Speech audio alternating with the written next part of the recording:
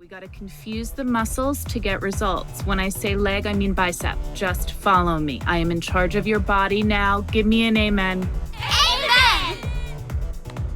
Good. Sip some agua, grab some protein, get those bank routing numbers to Lindsay, and let's get back out there. Oh, hey, Haley. How's journalism class going? Mom, I dropped that class months ago. I am a one class at a time kind of person. And right now, it's 5 workout classes a day, 7 days a week, but only one class at a time. That's a physical limitation I have. Can't be in 2 classes at once. And I would if I could, and HG knows that. She gets that I am dedicated. She hasn't said it, but sometimes I can feel her eyes graze over me, and I feel oceans of approval and love. One day, I am going to get a DMT. That stands for Distressed Muscle Tank. The DMTs get to work out next to HG. I just gotta put in the time, keep getting better. I'm gonna go fill up my mattress with ice and rest up for later. So, Haley's in a cult? Yeah, an exercise cult. No, it's a real cult, Roger. Like Jonestown with ankle weights. And I should know. I've been in more cults than anyone. Remind me? Francine, is that the scrapbook I hear? I don't have my keys. I left them in the car when I rolled out of it. Scrapbook! Scrapbook? Oh, shit! Scrapbook? Yay! Oh, wow. Remember this? I liked wearing all the red and orange clothes. Oh, this was this vegan one. We ate so much spelt. Some people had a lot of sex with the guy. Those cupcakes ended up being poisoned. Still have those Nikes somewhere. Honey, you might fall for cults, but let's be real. Cults also fall for you. Franny! Always skyrocketing right into the inner circle. True. I'm either a right-hand man or a high-up wife. Oh, God, and there's me on the altar. You were gonna sacrifice me. But then the knife broke!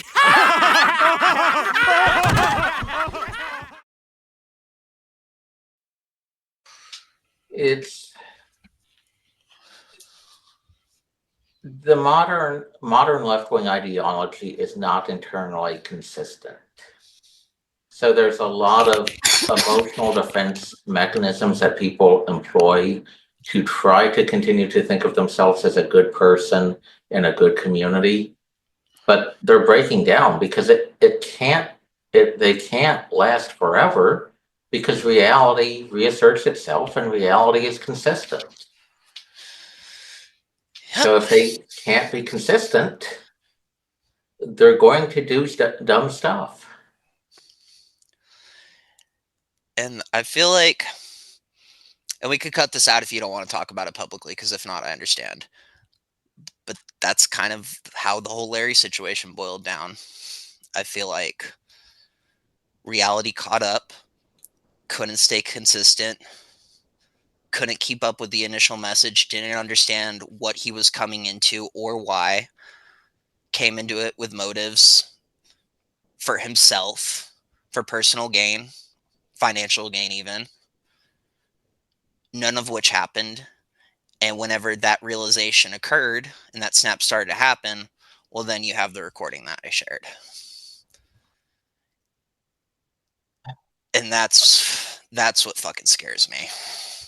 That looked a bit like ego collapse. Narcissistic ego collapse. And God, it really painted people with a tendency towards cult-like thinking. I think I've clearly demonstrated that.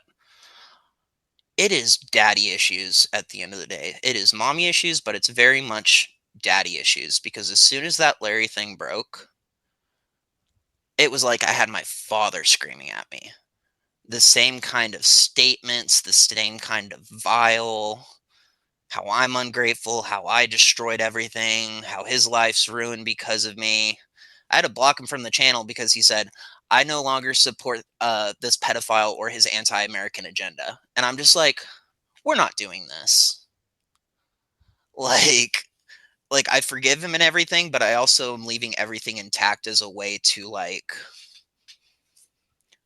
demonstrate that, hey, this is a lifetime demonstration of how this can occur. I was blinded by alien and demon talk. I was blinded by fantastical thinking, by ultimately a false sense of community when I was ultimately being used to start a church or a cult, of which everybody listening to this would have been grand members had they stuck around, which I like to think that people wouldn't after these discussions. But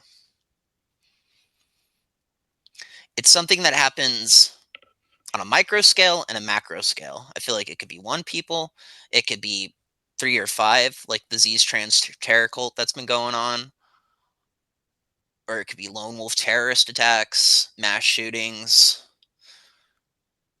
Like, if people don't properly address their demons and their past and their traumas and what they got wrong and fully come to terms with what they got wrong, then the results can be catastrophic for countless people, and then that just has a ripple effect. Like I told Larry, you go up and shoot the fucking police station. What did you do? You took away someone's father, you took away someone's mother, you took away someone's child. And then it just spreads, and then that darkness spreads across the world, and the devil wins. Or you can pull your head out of your fucking ass and realize you're wrong, like I had to do, which was the whole point of this channel. It's a horrible place to come and try that type of shit. But I did allow myself to be blinded, and been reflecting a lot on that. It's not the greatest feeling in the world. Well said.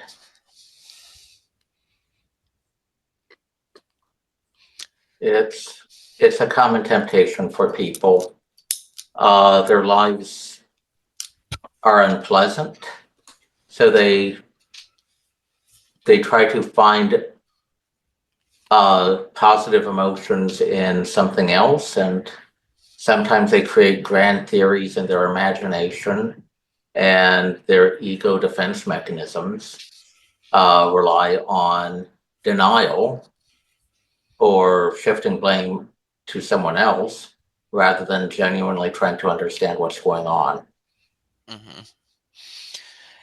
Yeah, and I might cut this part out, I might not, but I finally figured out his middle name, because that whole ICE government paperwork with that Larry Bollinger from Haiti, that had me freaked out because I thought that was his middle name, but I'm like, no, I'm pretty sure it's not Larry. It's not Larry, but I did find his actual middle name, and I found the court paperwork from his Chapter 13 bankruptcy, and I read through all that. Even for a layman like me, only speculation, but He had no idea what he was frickin' doing. None. And it was just suspicious from the get-go, and everybody's out to get me, and these are the people who've wronged me. It's cluster B, it's narcissism, it's deflection, it's me versus the system, even though I've clearly done wrong. It's not okay. It's everything I wanted to teach people about, and I taught it, just at a bit of a cost, because, as I mentioned before, when you have to go around telling people you had planned conversations with, hey, I just had to put out a video of an old buddy of mine threatening to shoot up a police station, you can imagine that people are going to distance themselves from that, understandably, because I don't want to get anybody in trouble, because there's a lot of important people with important fights to be had, but not fun fucking emails to type out at all. And you just sound fucking crazy, because this is a lot to explain in a couple of paragraphs. Yeah. I mean, I hate to say it, but yes, being associated with that kind of situation would hurt someone's credibility. Yeah. It really would, especially when I was like telling them, like, hey, I feel like Larry's the missing piece. He's going to come in and tell the feds, like, this is where they're selling the children. This is what they're doing and how. And I really thought we were going to do some good work on that. And then it's just like, all right, man, I put my faith in you, and you just, this is all bullshit. All right. Well, I have to bite the bullet for that one, and I'll do it. I'm bowing out. Gonna write my story. I've got a lot of projects planned after this, but it's just like, I had a lot of plans for the podcast and videos planned that I just realized aren't just aren't going to come out now because I'm just like,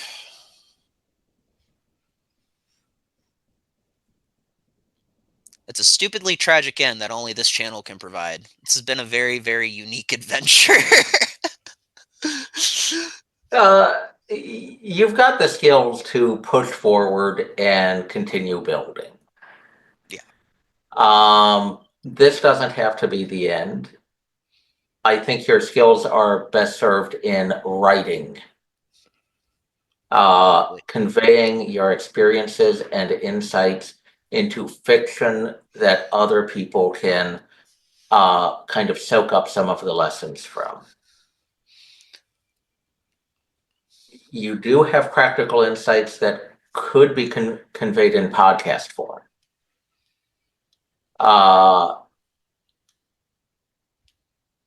But I think you have learned to be a bit more cautious now because of the situation with Larry. Yeah. Which you'd think I would have learned after my situation with Antifa or 3 or 4 other crazy people in my life or my father. But well, I think dealing with your father is why you had such, I hate to say it, but gullibility problems. Yeah. No, it's a fair analysis, and it's like, and it's gonna sound so stupid and so crazy, all things considered. There's still some of those alien stories I think are genuine. But maybe not. I'm gonna leave it at a mystery. It's gonna be my life's greatest mystery. Was that part bullshit or not? Chances are it was. But I mean, for everyone else right now who's probably agreeing that I'm fucking crazy and saying that, the power of belief can push us in crazy places. Like, I haven't even been watching any alien videos the last 3 or 4 weeks. I know the drone situation's going on. It's one of my few bitches with Donald Trump is I'm like, oh, he's actually more confident in covering this up. This is fucking insane. Thought he was going to be the UFO disclosure president. Nope. But I've had to, like, pull out of that stuff so hard because, like, at least for the moment, as much as I love it and enjoy it, because if I don't catch myself in that belief, like, I don't know. Clearly, I'm willing to go chasing dragons, but it's like, I don't know. I'm tired of having to slay dragons. I'm tired of having to have all these crazy stories in my life. I want to figure out how to simmer down and be relaxed because all this has done is just reactivate, like, panic and anxiety and feelings that I had, like, kind of leaving Antifa, and I'm trying not to let that build up. Like, I'm going to go back to therapy and work on some things. But it's like, well, I feel like it's pushing forward. Like, psychologically, some things in my mind kind of went backward, and I'm having to, like, take some time to readjust because, I mean, behind the scenes, you got this guy who's calling me at 3 in the morning. They're watching me. They're breaking into my house. They just attacked my dog. They're watching you. At one point, he almost had me convinced that the former Antifa guy that I had spoken to wound up dead in a river and that they were coming for me next. And I spent like an hour or two researching whether or not this guy was dead. So it's like that level of paranoia, which then, of course, goes into, I'm going to shoot at the police station. It's like, I can't go back to that. I can't go back to everyone around me being psychotic and fucking insane and seeing me as some type of person that can get them what they want. Like, I've realized over this, I have a tendency to overextend, and that's what gets me into a lot of trouble. And I think that's even shown on the podcast. The more I think of what's been going on in the podcast, it's just like, I feel like I spent a lot of time trying to play vigilante. And I feel like I got some good stuff out of it, but like going to do the undercover job at Venture Data, vigilante, trying to figure out the human trafficking ties, vigilante, like I wanted to go out and be the hero of my city. But in the end, it's just like, yeah, this isn't something I can do for the rest of my life at all. I have a lot of respect for actual reporters and investigative journalists and people who work to get this type of shit done because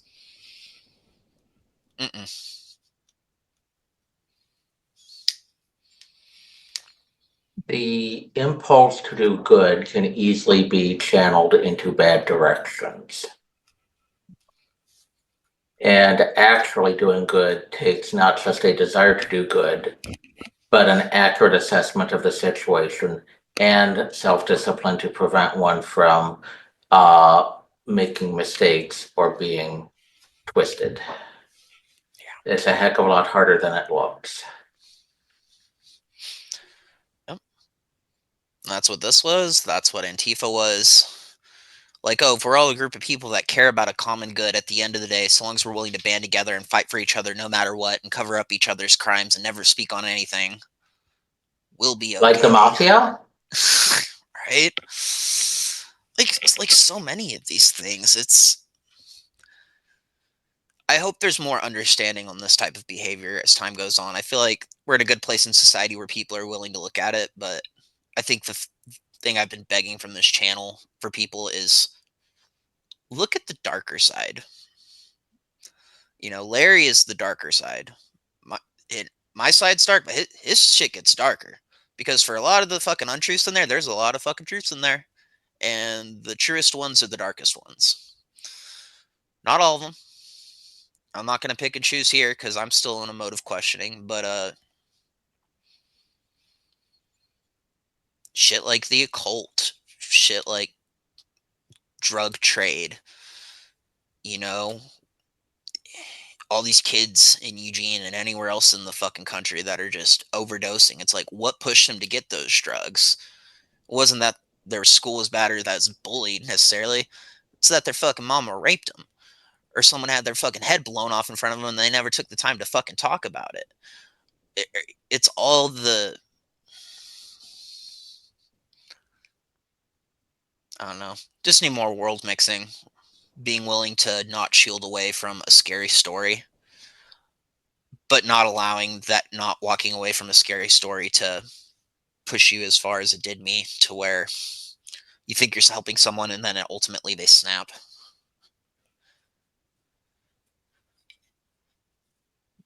But it's just like, the world's a lot darker than people want to get credit for, and the longer they ignore it, the worse it's going to get. Until it's just in your face every day.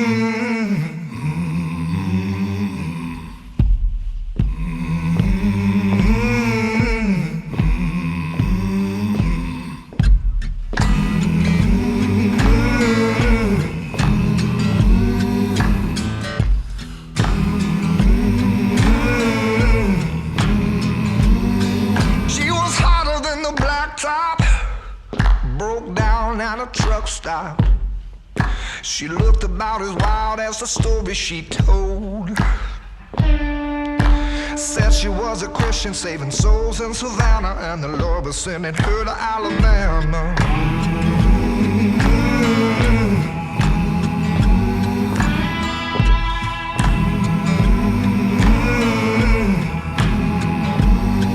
Had a pistol in her boots, blonde hair, dark roots.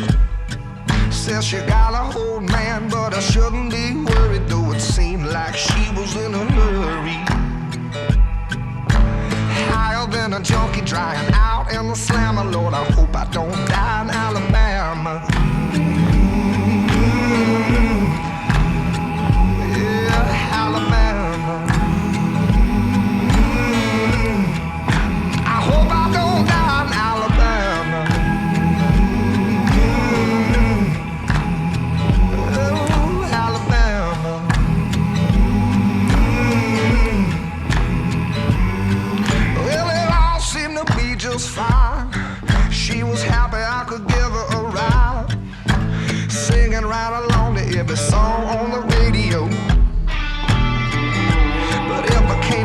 situation. She was quick to change the station when they spoke about a murder in Savannah.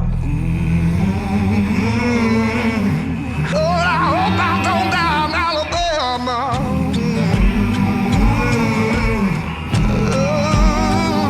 Alabama. Yeah, I hope I don't die in Alabama.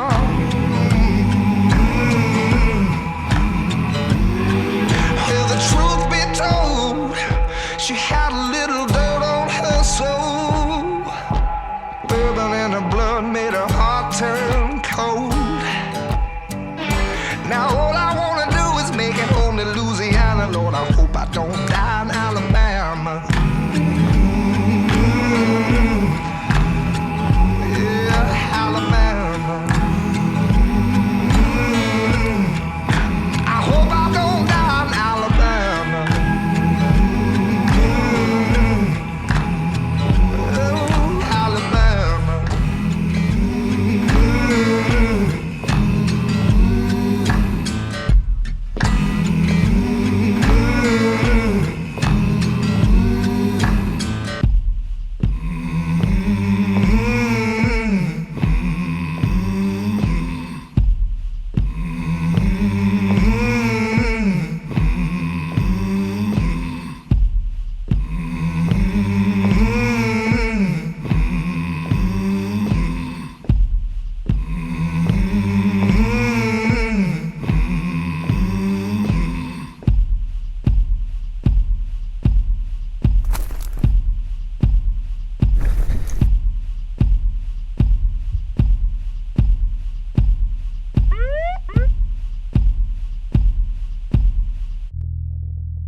Now all I wanna do is make it home to Louisiana. Lord, I hope I don't die in Alabama.